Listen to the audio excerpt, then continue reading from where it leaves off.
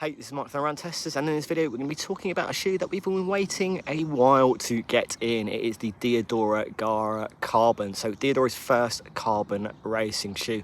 I've just done my first hour in the Gara Carbon. I'm going to take you through what the key kind of information is and the pricing of the shoe. It's not cheap. Then get into my kind of initial running experiences and give you a little bit of an initial verdict on the Diadora Gara Carbon.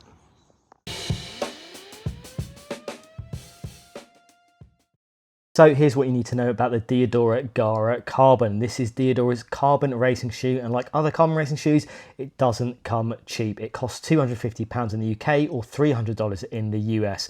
That's pricier than the Nike Vaporfly 3, the Adidas Adizero Adios Pro 3, and the likes of the Saucony Endorphin Pro 4.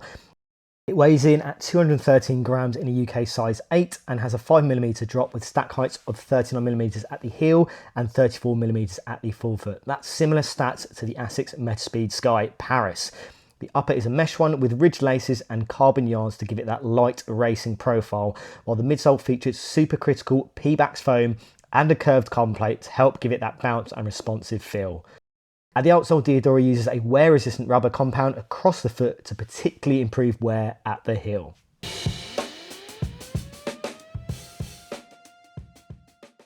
So in terms of fit, I've got the Gara Carbon in UK size 8. That's my typical running shoe size. I definitely feel like it's pretty spacious up front in the toe box. I think more, surprising the amount of space. I think, given it's a kind of racing focused shoe, and maybe there might be an argument to go half size down the shoe. Wasn't an issue on the run, but definitely felt there was a lot of space there. You go back further into the shoe, the midfoot I feel was a little bit wider than I expected. I think like the upper kind of reminds me a little bit of the Metaspeed Sky Paris. Maybe not as structured, doesn't kind of wrap as close to my kind of skinny narrow feet. Definitely feels like there's a little bit just general space in this shoe. In terms of kind of lacing and lockdown, similar lacing to the Metaspeed Sky, again, that series. So, maybe not going overly tight in that lockdown, but lockdown generally was very good for me. So yeah, no kind of heel rub or kind of issues of the heel lockdown for me on that run. I would say, yeah, possibly maybe worth going half a size down in this shoe, but as I said, going in my UK size 8, kind of finding that run so far.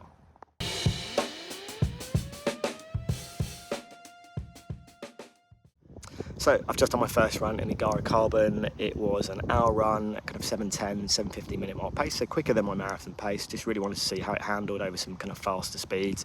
And I'll talk about what I think kind of stood out for me. I think first and foremost, it's a light shoe. Probably, not the lightest shoe, that kind of super shoe range, but definitely felt very light to run in. So from a racing point of view, faster focus shoe, that felt like it kind of ticked that box for me. The midsole kind of felt a little bit like a mixture of my experience in the Endorphin Pro 4 and I think the Metaspeed Sky Paris, and I think in a good way. I think it has that kind of slightly softer feel to that kind of supercritical foam. You've got that Pebax kind of supercritical foam, the carbon plate in there as well.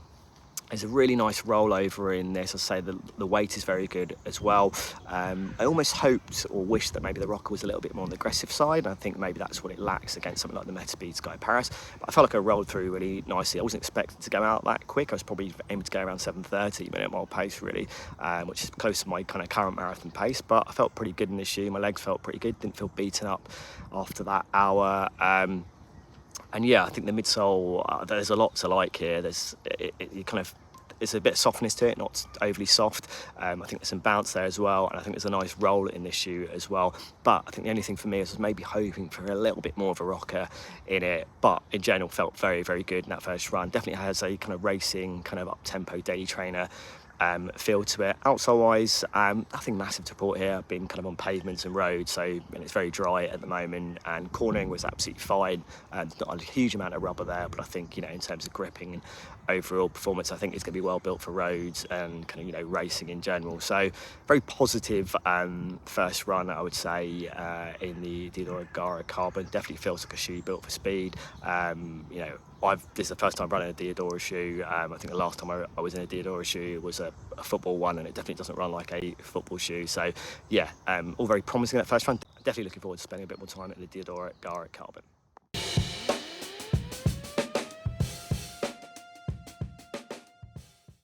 So some initial thoughts on the Diadora Gara Carbon from somewhere else, because everyone wanted to sit on my bench while I was recording, which is always the way.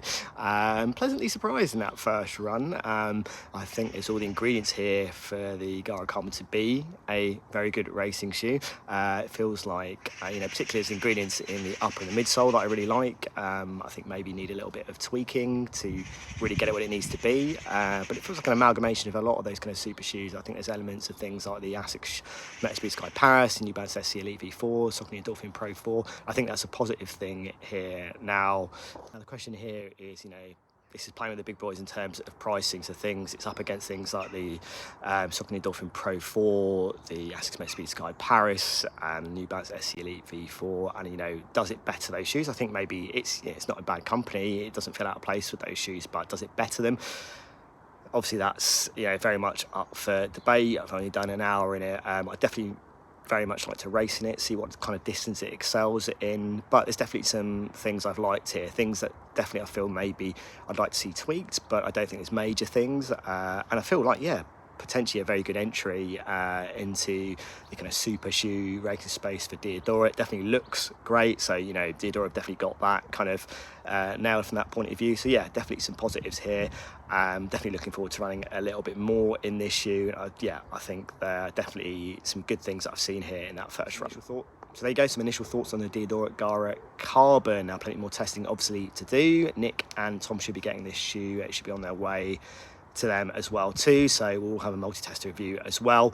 If you've got any questions about the shoe in the meantime, other shoes you want to see it compared to, do let us know in the comments. As always, like and subscribe, hit that little bell to find out about our latest videos, and we'll see you for the next run tested video.